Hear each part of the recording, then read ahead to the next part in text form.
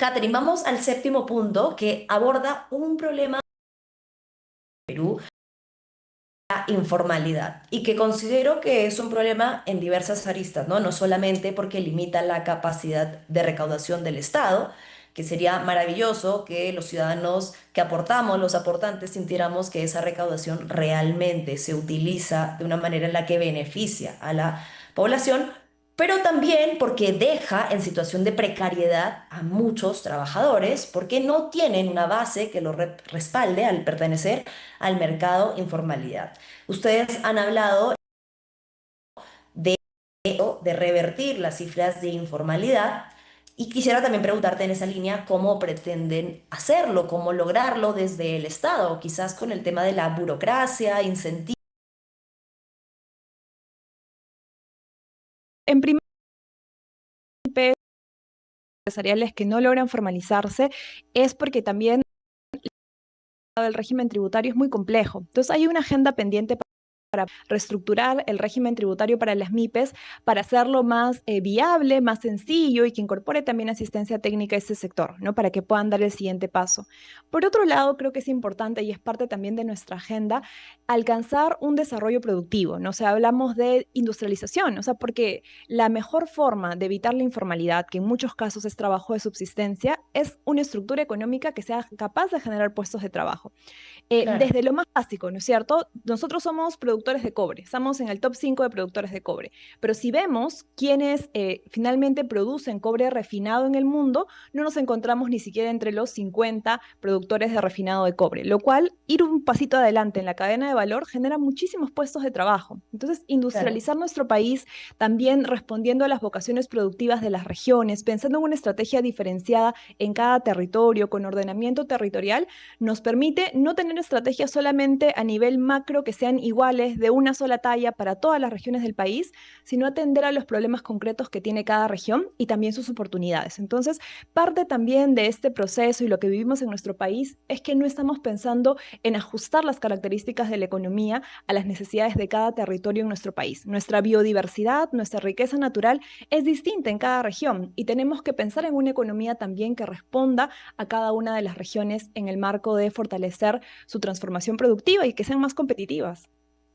Cuando tú hablabas, y te escuchaba hablar en otra entrevista en Epicentro, de ordenamiento territorial, pensaba un poco, por ejemplo, en lo que acabamos de vivir, y que creo que sigue latente en algunas regiones, la huelga, por ejemplo, de quienes producen arroz, que volteaban, ¿no?, sus costales completos y decían que ingresaba mucha producción de arroz externa cuando en esta región en particular había, o uno de los principales productos era el arroz y que perdían su producto porque no tenían pues quien lo compre o lo ofrecían a precios mucho más bajos de aquello que implicaba su producción mínima. Hay muchas regiones que tienen este problema y estamos muy centralizados en cuanto a quién recibe, mientras que la mayoría de los básicos de la agricultura se producen por fuera, en las regiones.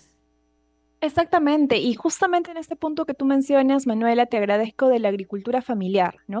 Tenemos un abandono completo de la agricultura familiar y todo lo que comemos los peruanos, el 60% viene de la agricultura familiar, ¿no? Lo que sí se Claro. ha otorgado es muchos beneficios a la agroexportación, lo cual está bien, ¿no? Se les ha otorgado proyectos de infraestructura hídrica, se les ha otorgado además incluso derechos laborales recortados, un régimen especial para ellos, 2.000 millones de soles que se dejan de percibir en beneficios tributarios que ese sector recibe, pero la agricultura familiar ha sido lamentablemente un abandono completo. Entonces, pensar en cuáles son las vocaciones productivas de cada una de nuestras regiones es también potenciarla, es también incluso fomentar un Estado que pueda acompañar estos procesos y eso es el ordenamiento territorial y de hecho nosotros ya tenemos un sistema nacional de ordenamiento territorial aprobado y que claro, en esta inestabilidad política que la señora del caos genera, no se ha podido implementar y así hay muchas reformas pendientes en el Estado peruano que no se implementan porque los ministros cambian cada 2 meses, porque el presidente cambia cada vez al año, y entonces tenemos la oportunidad y además la necesidad de garantizar gobernabilidad en nuestro país, y realmente la señora Fujimori no es garantía de eso. Claro. Sobre, a ver, ya entrando un poco a la parte, vamos a ponerle más polémica, ¿no? Te quería preguntar sobre esto porque había un poco una confusión, ¿no? En el nuevo plan de gobierno que presentaron se hablaba de revisar contratos en el área de telecomunicaciones y del sector energético. Anaí Durant dijo que había habido una confusión en la inclusión del caso de Telefónica, pero yo estuve ayer con el señor Zunini y me había comentado que sí, que efectivamente estaba dentro de lo que podía plantear Juntos por el Perú la revisión del estado de estas contrataciones. Me habló un poco de las deudas millonarias no pagadas, etcétera. Mi pregunta en concreto entonces es, el tema de Telefónica y el gas de Camisea, ¿existe dentro del plan de Juntos por el Perú una posibilidad de evaluar esos contratos y cuál es la importancia para el equipo de hacerlo? ¿Por qué lo plantean? Son dos elementos distintos, ¿no? En relación a Telefónica, como tú muy bien has señalado, Gustavo Guerra García, quien ha liderado el esfuerzo por articular finalmente los planes de gobierno, ha mencionado que hubo un error al momento de limpiar el documento y es por eso que en la versión final que hemos recibido todos y que además se ha compartido con la prensa, no se incluye esa sección, ¿no? Ahora, en relación a lo que mencionas del gas de camisea, sí es cierto que en el país hay una posibilidad de tener acuerdos, además conversados, no impuestos con el sector privado, porque si vamos a Cusco nos vamos a dar cuenta que pagan los precios de GLP, de balón de gas domiciliario, más caros, ¿no? De todo el país, ¿No? carísimo, cuando el recurso del gas natural que en Lima se tiene masivamente sale de ahí. Entonces, es necesario ahí ajustar, es necesario ahí conversar para poder garantizar una cuestión de justicia, ¿no? De sentido común. ¿Cómo es posible que de Cusco salga el gas natural y ellos no accedan a ello, ¿no? Y tengan que pagar tanto dinero finalmente en balones de GLP. Entonces, son cuestiones distintas. En primer lugar, hubo un tema de corrección de estilo y en segundo lugar, estamos hablando, sí, de una demanda que de hecho en Cusco, ¿no? Las comunidades, en general los distritos de Cusco exigen que podamos tener acceso también a gas natural, que se democratice el acceso a este recurso, ¿no? Como sí lo tenemos en Lima. Otra vez, ¿no? Tenemos que revertir el centralismo económico, ¿no? Las prioridades no pueden centrarse solamente en Lima. Una de las preocupaciones de los indecisos es el tema, evidentemente alimentado por una campaña fuerte de las supuestas expropiaciones y hay muchas, digamos, el mismo Pedro Franque tuvo que decirlo en el debate, dirigirse a las familias y decirles, a nosotros nos preocupa su economía, no les vamos a expropiar la casa, no les vamos a expropiar la empresa. ¿De dónde crees que surge un poco esta campaña que se ha elaborado en contra de Roberto Sánchez, pero del equipo económico? Y si te pregunto si es que consideras que hay una diferencia en cuanto a las propuestas iniciales de Roberto Sánchez y una necesidad de moderarse, de centrar y de responder para toda la población, incluso para quienes tienen esos miedos.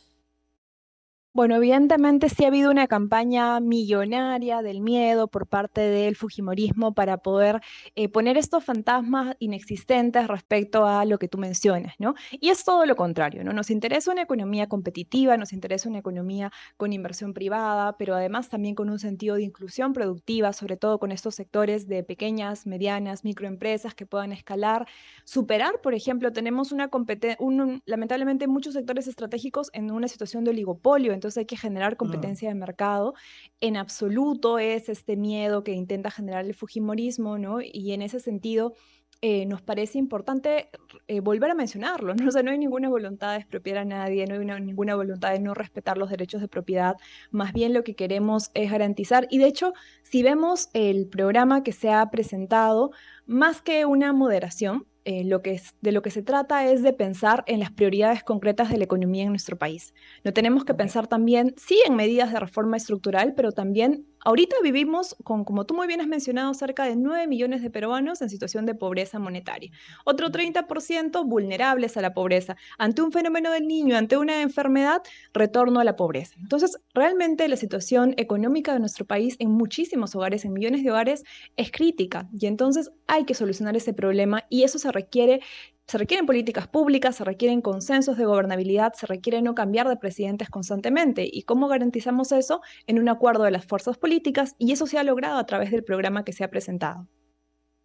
Bien, excelente.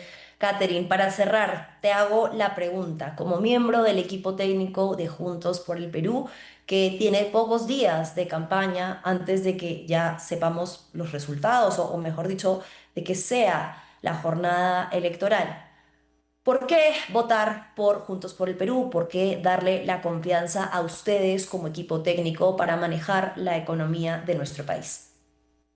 Muchas gracias, Manuela, por la pregunta, por invitarnos a tu programa. Estamos, como mencionas, a pocos días de terminar este proceso y nos sentimos más bien esperanzados por la posibilidad de haber alcanzado estas confluencias, estas articulaciones, esos consensos entre distintas miradas políticas también, ¿no? Que van desde el centro y muchos otros sectores en la izquierda en general. Entonces, ante eso, decirles a la ciudadanía que no podemos seguir continuando con esta inestabilidad política que el Fujimorismo ha venido generando, ¿no? Que controla además, sabemos que el Tribunal Constitucional, ciertos sectores de la prensa concentrada, que controlan también incluso hasta la Defensoría del Pueblo y el Congreso, ¿no? Tenemos que garantizar el equilibrio de poderes en nuestro país, tenemos que garantizar justamente estos consensos para poder lograr la gobernabilidad que el país requiere, porque solamente así vamos a poder empujar políticas nacionales, políticas públicas que puedan atender a las grandes brechas de desarrollo que tiene nuestro país y que lamentablemente nos llevan a estas situaciones de tensión. Entonces, la voluntad es a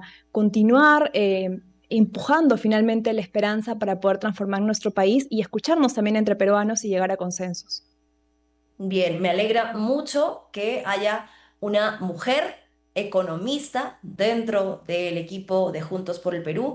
Ojalá que sean muchísimas más de ganar o de no ganar, incluso dentro del proyecto político. Y felicitaciones por ello, Catherine, porque creo que es muy importante lo que esto significa para otras mujeres. Y bueno, esperemos al domingo que gane él o la mejor. Muchas gracias, Catherine. A ti, muchísimas gracias, Manuela. Bien, ha sido Caterina Izaguirre, quien es economista y forma parte del equipo de economía de Juntos por el Perú. Y ya nos ha explicado un poco lo que yo necesitaba, que eran los puntos que han resumido en esta infografía del nuevo programa que ha presentado el partido Juntos por el Perú.